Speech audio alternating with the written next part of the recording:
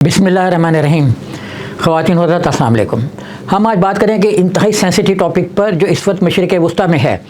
मशरिक़ वस्ता की यह सूरत हाल क्यों है? मतलब हमास को दुनिया के किसी भी हिस्से में ज़ाहिर है एक टेररिस्ट अटैक किया तो उनको क्यों मदद मिले, लेकिन जो हमास के पीछे फ़लस्तीनी हैं उनको क्यों, उनके बच्चों को क्यों एक दहशतगर्द के तौर पे लिया जा रहा है? क्या वजह है कि जितने भी लोग गज़ा के इलाके में मौजूद हैं, जिसको पट्टी कहा जाता है, जो तकरीबन कोई 140 मील मुरबा मील की पे फैली हुई हो, कहीं से उसकी चौड़ाई 10 फुट है, 10 किलोमीटर है, कहीं पे 40 किलोमीटर है, लेकिन मजमूई तौर पर वो 140 मील पर है और तकरीबन कोई 350 मुरबा किलोमीटर बनता है। इस इलाके में तकरीबन कोई कहता है 20 लाख, कोई कहता है 22 लाख, 23 लाख तक, मैक्सिमम 23 लाख फ़लस्तीनी मौजूद हैं, जिनमें अक्सरियत बच्चों की है और ये बच्चे ही निशाना हैं। पिछले दिनों जो अहली हॉस्पिटल निशाना बना, इसमें भी कम व बेश 1500 के करीब बच्चे जो हैं वो जाँ बहक हुए। आखिर क्या वजह है कि इजराइल ये कह रहा है कि बच्चे जो हैं वो भी दहशतगर्द हैं, हमारे बच्चे मासूम हैं, यानी यहूदी बच्चे मासूम हैं, मुसलमानों के बच्चे जो टेररिस्ट हैं, इसलिए बच्चों की नस्ल को भी हम ख़त्म कर देंगे। ये अब एक नया परसेप्शन आया है। तो मैं थोड़ा सा ये बात करूँगा कि आखिर क्या वजह है कि 23 लाख या 20 लाख जितने भी फ़लस्तीनी हैं जो गज़ा में रह रहे हैं, उनके बारे में कोई हमदर्दी का जज्बा वेस्टर्न मीडिया में मुझे नज़र नहीं आया। हाँ, इज़राइल में एक अखबार है जिसका नाम है हारिज़, वो मुसलसल ये लिख रहा है और वार्न कर रहा है अपनी गवर्नमेंट को कि ये जो उनकी एक्टिविटीज़ हैं, सरगर्मियाँ हैं, बच्चों को मारने की, अस्पतालों को मारने की, मासूम शहरियों को हलाक करने की, ये बिल्कुल सही नहीं है और ये रेडिकलिज़म जो है ये ख़त्म होना चाहिए और वो अपनी हुकूमत को मुख्तलिफ़ ज़राए से, मुख्तलिफ़ अपना तरीक़ों से प्रेशराइज़ करने की कोशिश कर रहा है जितना कर सकता है। ज़ाहिर है इसराइल के अंदर है, उसने वहाँ पे सेल भी होना है, तो जिस कदर वो प्रेशराइज़ कर सकता है वो कर रहा है। इसके अलावा मुझे मगरबी मीडिया में कोई ऐसी आवाज़ सुनाई नहीं दी जो उनके हक़ में हो। हाँ, जो बाइडेन जो अमेरिका के सदर हैं, उन्होंने अलबत्ता एक बड़ा सेन बयान दिया जिसमें उन्होंने वाज़ेह तौर पर कहा कि फ़लस्तीन और जो हमास है ये दो डिफरेंट चीज़ें। जो कुछ गज़ा की पट्टी के अंदर जो 22-20 लाख लोग रह रहे हैं, ये इनका कोई ताल्लुक़ नहीं है उन दहशतगर्दों से जिनकी तादाद मुट्ठी भर होगी, जिन्होंने इजराइल पर हमला किया। अब कुछ अखबार इसमें ये भी कह रहे हैं कि हमलावर कौन थे, क्या ये वाकई सारे मीडिया को, सारे इदारों को, सारी एजेंसियों को जुल देते हुए इजराइल के अंदर दाखिल हो गए, किसी को पता ही नहीं लगा? अगर जो इसराइल का सेंसिटिव सिस्टम है, अगर उसमें आप एक चींटी भी का भी वेट करना चाहें, जैसे डिजिटल यहाँ पे बने हुए, तो उसको भी पकड़ सकते हैं। आखिर क्या वजह है कि इजराइल इतने लोग, कुछ ग्लाइडर से उतर रहे थे, कुछ पानी से जा रहे थे, बहरा रोम से, कुछ बड़े रास्ते से गए फेंस को काटते हुए, तो क्या वजह है कि ये सारे के सारे लोग चले भी गए, जिनकी तादाद कभी 50,000 आई, फिर कम होकर 20,000 हो गई, अब शायद 10,000 है, लेकिन हमें जो वीडियो नज़र आई उसमें एक डाला है जो फायरिंग करता दिखाई दिया है, एक डाला है, इसके अलावा हमें कुछ नज़र नहीं आया। जो इजराइल से ख़ुद वीडियोस अपलोड हुई और जो वेस्टर्न मीडिया में भी मुख्तलिफ उस पर डाली, उसमें सिर्फ एक डाला है जो वाइट कलर का जो फायरिंग कर रहा है। इसी डाले के से जो लोग उतरे, उन्होंने 265 जो लोग एक तकरीब में मसरूफ़ थे उन पर फायरिंग की और उनको हलाक कर दिया। और इसके अलावा कहीं इक्का दुक्का जो है वो नज़र आया कि शायद अपना कहीं वाक़यात पेश आए हैं। अब हमें कहा जा रहा है कि 1500 यहूदी जो हैं वो मारे गए सारी जंग में, हमें कहीं नज़र नहीं आ रहा कि 1500 यहूदी मारे गए।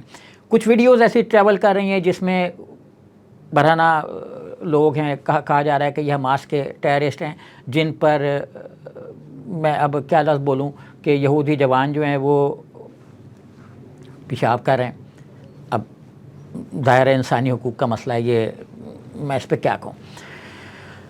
तो एक इस तरह के जो इसको इतनी बड़ी सपोर्ट मिली, इस तरह की एक्टिविटीज़ को भी आखिर क्या वजह है इसके पीछे, तो हम थोड़ा सा जायज़ा लेते हैं कि आखिर यहूदी फाइनेंशियली इतने स्ट्रॉन्ग क्यों हुए। क्या आप जानते हैं कि ईस्ट इंडिया कंपनी, जी हाँ, ईस्ट इंडिया कंपनी खसारे में थी। यहूदी जब यूरोप से बेदखल हुए थे, इंग्लैंड से बेदखल हुए, कई मुल्कों से उनको निकाला गया और उनके दाखिले बंद हुए, फिर जब उनको क्रॉमवेल के उसमें अचानक एक खुफिया तौर पर वापसी की उनको दावत मिली, उनको एक रास्ता दिया गया, तो फिर उन्होंने एक बड़े तरीके से इंग्लैंड की इंडिया की मदद से, मतलब मुग़लों ने जो इंडिया में एक वसी ज़ख़ायर ख़जाने छोड़े थे, ज़र मुबादला के ज़ख़ायर छोड़े थे, उनको बड़े खूबसूरती से इस्तेमाल किया यहूदियों ने ऐसे किया कि वुलन जो हमारे यहाँ से वुलन मसनूआत जा रही थी, यहाँ से रेशम जा रहा था, यहाँ से مختلف جو مسالے وغیرہ جا رہے تھے اور زیورات جو تھے وہ بھی یہاں سے کچھ جا رہے تھے. ان سب کی جو مارکیٹ تھی وہ انہوں نے بنا لی لنڈن کو, اور ایسٹ انڈیا کمپنی کو انہوں نے فائنینس کرنا شروع کیا. 17 اور 18ویں صدی کے بیچ میں انہوں نے جب انگلینڈ میں ان کی اسٹاک مارکیٹ میں کوئی دلچسپی نہیں لی, بہت کم لوگ تھے جو ویسٹ کی اسٹاک مارکیٹ میں گئے ہوں, یہودی بہت کم تھے, لیکن انہوں نے وہاں کی جو ٹریڈ تھی اس پہ قبضہ کرنا شروع کیا. اور جو ایک وسیع صورت میں ایک بہت بڑی بندرگاہ تھی جس کو مغلوں نے ڈیولپ کیا تھا, اور یہ بندرگاہ یہی بندرگاہ تھی جس کے راستے سے شہنشاہ جہانگیر نے راستہ دیا تھا ایسٹ انڈیا کمپنی کو کہ آپ یہاں پہ اپنی ٹریڈ کا بندوبست بھی کریں اور اگر چاہیں تو چھوٹی موٹی انڈسٹری بھی لگا لیں. تو جب انہوں نے یہ دیکھا کہ یہاں سے تو ایک سونے کی چڑیا جو ایک لفظ مشہور ہوا, یہاں سے بڑے پیمانے پر جب سامان جانا شروع ہوا تو اس پر قابض کون لوگ ہوئے؟ اس پہ قابض ہونا شروع ہوئے ایسٹ انڈیا کمپنی میں جو کوئی 62 کے قریب یہودی تھے. وہ انہوں نے سلیو ٹریڈ بہت زیادہ تھی, East India Company slave trade میں بھی ملوث تھی. یہ برموڈا اور ایسے کئی جو ممالک تھے وہاں سے, کولمبیا سے اور مختلف ملکوں سے جہاں سے امریکہ کو بھی ہو رہا تھا, میکسیکو کو بھی ہو رہا تھا, یورپ کو بھی ہو رہا تھا, تو انہوں نے انسانی اسمگلنگ میں بھی حصہ لیا, لیکن بڑے پیمانے پہ نہیں لیا. جو کوئی 72 کے قریب شپس تھیں جو سلیو ٹریڈ میں ملوث تھیں, لیکن ان شپس میں سے ایک بھی شپ کے اونر یہودی نہیں تھے. یہودیوں کی دلچسپی تھی پیسے پر قبضہ کرنا, تو انہوں نے پیسے پر قبضہ کرنے کے لیے بڑے پیمانے پر وولن پہ یہاں سے جو ٹریڈ اس پہ قبضہ کیا, اور اس کے بعد جو سونا اور زیورات وہاں سے آنا شروع ہوئے, سونا اور چاندی کی جو منڈی تھی اس پہ قبضہ کرنا شروع کیا. اور ایک جب ایسٹ انڈیا کمپنی نے دیکھا کہ ہم بہت زیادہ فلرش کر رہے ہیں تو ان کو یہودیوں میں بڑی دلچسپی نظر آئی. اور اگر آپ دیکھیں تو ایسٹ انڈیا کمپنی کی وجہ سے کوئی تقریباً 50,000 کے قریب لوگ تھے یہودی جو اسرائیل سے ہر سال انڈیا آیا کرتے 1948 کے بعد سے. 1948 میں جب قبضہ کیا اسرائیل نے فلسطین کے سارے علاقے پر, اور وہاں پہ نکبہ نامی ایک بہت بڑا میسیکر ہوا جو ویسٹرن کتابوں میں مٹایا جا رہا ہے, جس کو کہتے ہیں اسکریچ کیا جا رہا ہے, تاریخ سے مٹایا جا رہا ہے. یہ اس کے بعد سے بہت زیادہ لوگ آنا شروع ہوئے انڈیا, کیونکہ ان کو ٹریڈ میں اور ان چیزوں میں بڑی دلچسپی نظر آئی. اس طریقے سے اور جب پاکستان بن گیا, جب تقسیم ہو گئی, تو انڈیا میں آنے والے یہودیوں کی تعداد صرف 1500 رہ گئی, اور انہوں نے مطلب یہ بھی تعداد کم ہوتے مطلب بہت کم ہو گئی. تو انڈیا میں دلچسپی کی وجہ یہ تھی یہودیوں کی کہ ان کا بہت زیادہ اثر یہاں پہ تھا پیسے کی وجہ سے, اور یہی پیسہ جو ہے جو ایسٹ انڈیا کمپنی میں لگا. اس کے بعد جب یہودیوں نے ایسٹ انڈیا کمپنی کے مدد سے ان کے ذریعے سے مسلمانوں کو یہاں پہ کرش کیا, ان کے وسائل پہ قبضہ کیا. سورت کی ساری جو بندرگاہ تھی مسلمانوں کے ڈیولپ کردہ تھی, بہت بڑا اس وقت بھی مرکز ہے وہ دنیا کا, یہیں سے حاجی بھی جایا کرتے تھے, یہیں سے مطلب ابتدائی جو ہوتی تھی اسمگلنگ وہ یہیں سے بھی ہوتی تھی, سارا ٹریڈ یہیں سے ہوتی تھی. تو اس بندرگاہ پہ بھی یہودیوں نے اپنا بہت زیادہ انفلوئنس حاصل کر لیا تھا. تو یہ چیز ہے جو ابھی تک یہودیوں کو پے کر رہی ہے, اور اسی ذریعے سے بعد میں پھر انہوں نے اسٹاک مارکیٹ اور اسٹیل انڈسٹری اور پھر جو مینوفیکچرر انڈسٹری یعنی انڈسٹری کو بنانے والی انڈسٹری ہے ان پہ قبضہ کرنا شروع کیا.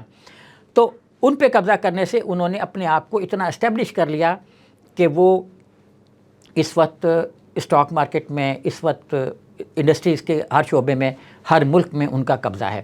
تو ہم نے دیکھا کہ انڈیا میں اور یورپ میں اسرائیلیوں کی اس لیے بہت زیادہ حمایت حاصل ہے, ان کو بہت زیادہ ان کو ایک سپورٹ مل رہی ہے کہ انہوں نے ان کے وسائل پر قبضہ کیا اس وقت جب ایسٹ انڈیا کمپنی خسارے میں تھی, جب گورے خسارے میں تھے, انگریز خسارے میں تھے, نیگروز کی ٹریڈنگ بھی انہوں نے کی. تو اب ان کو اس کا پھل مل رہا ہے. تو اگلے کچھ دنوں بعد ہم دوبارہ حاضر ہوں گے اسی موضوع پر, اسی طرح کی کچھ اور معلومات لے کر. سہیب مرغوب کو اجازت دیجیے. خدا حافظ.